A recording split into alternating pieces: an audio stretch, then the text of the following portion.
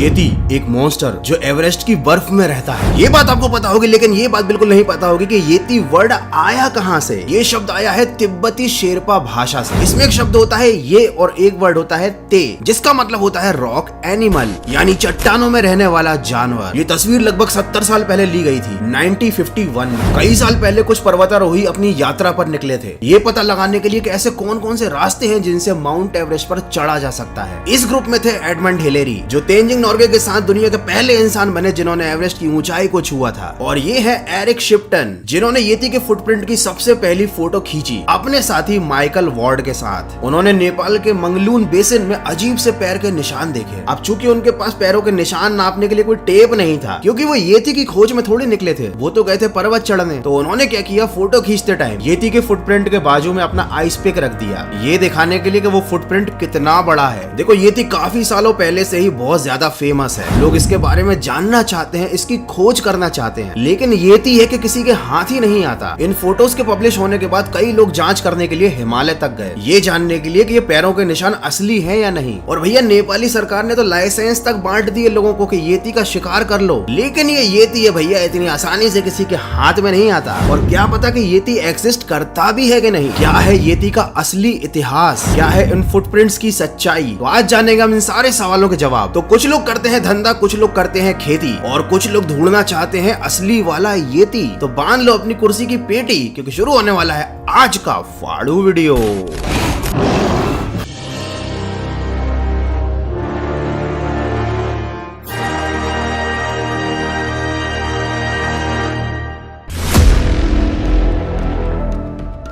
ये है 1951 की तस्वीर और ये है 30 साल पहले ली गई तस्वीर। ये तस्वीर ली थी चार्ल्स हॉवर्ड बरी ने।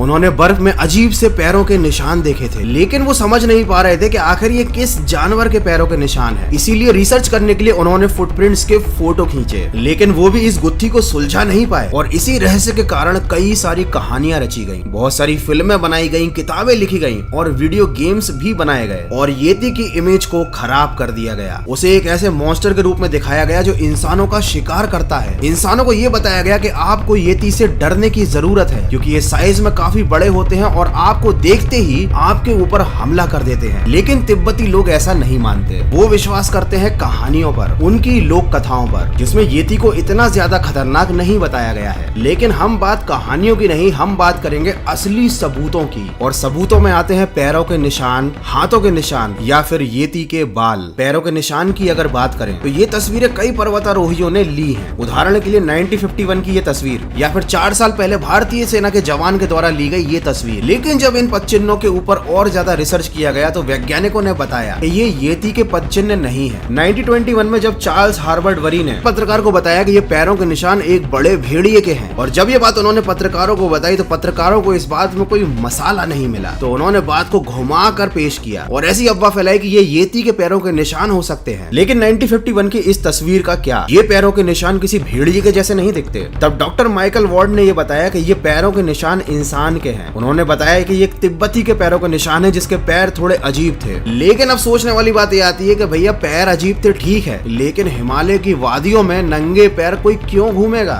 माना कि उसके पैर अजीब थे, लेकिन दिमाग तो पूरा था ना। तो इस बारे में डॉक्टर माइकल वार्ड ने ये भी बताया कि वो खुद भूटान और नेपाल की ऐसी कई जनजाति के लोगों से मिले हैं जो बर्फ में नंगे पैर घूमते हैं। कुल मिलाकर वैज्ञानिकों के पास हर बात का जवाब है, वो मानना ही नहीं चाहते कि येती एग्जिस्ट करता है। और हो सकता है ये बात सच भी हो, कोई जरूरी नहीं कि अगर आपको येती की कहानी सुनने में मजा आता है तो येती सच में एग्जिस्ट करता हो। लेकिन आखिर ये येती नाम की बीमारी आई कहां से, इसका ओरिजिन कहां से हुआ, चलिए जानते हैं।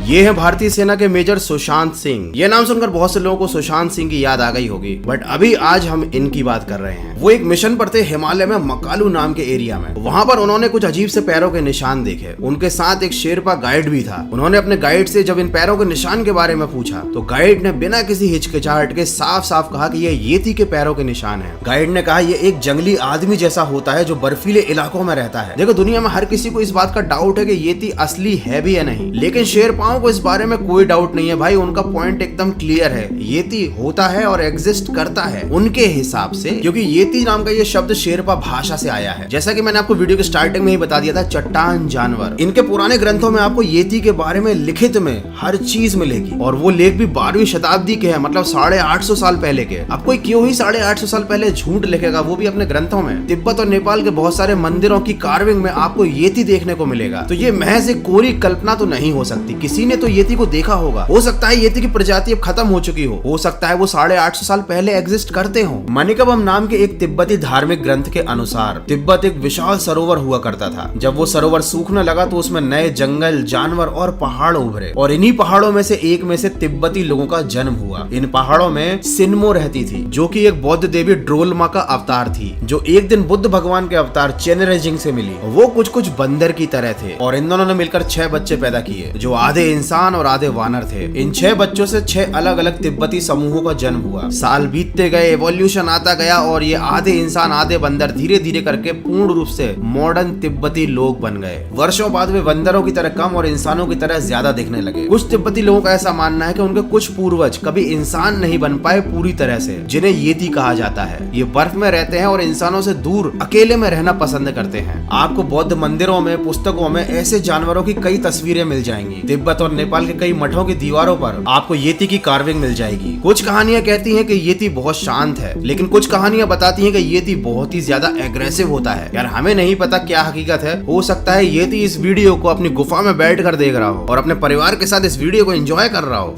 ये कुछ ज्यादा हो गया।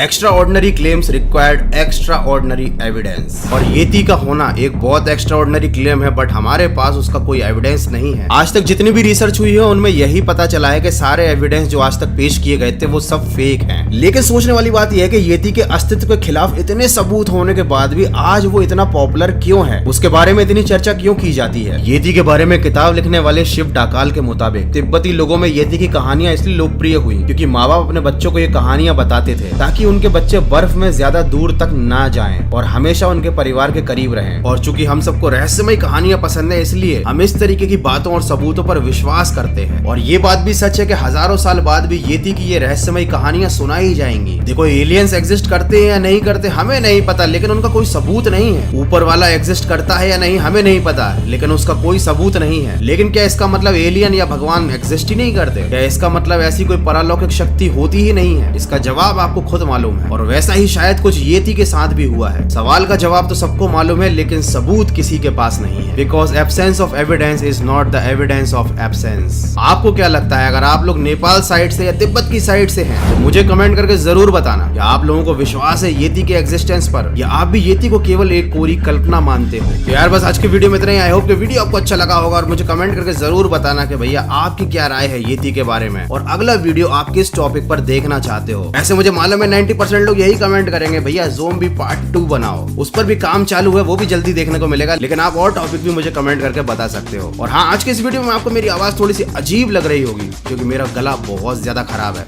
बट फिर भी छुट्टियों का सीजन आने वाला है तो मैंने सोचा आपको बोर ना होने दिया जाए, इसलिए मैंने एक वीडियो बना ही दिया। यार इस बात के लिए एक लाइक तो बनता है। लाइक करो, इस वीडियो को शेयर करो, अपने दोस्तों को दिखाओ। मिलते हैं अगले फाड़ू वीडियो में। और हाँ, सभी को हैप्पी दिवाली इन एडवांस।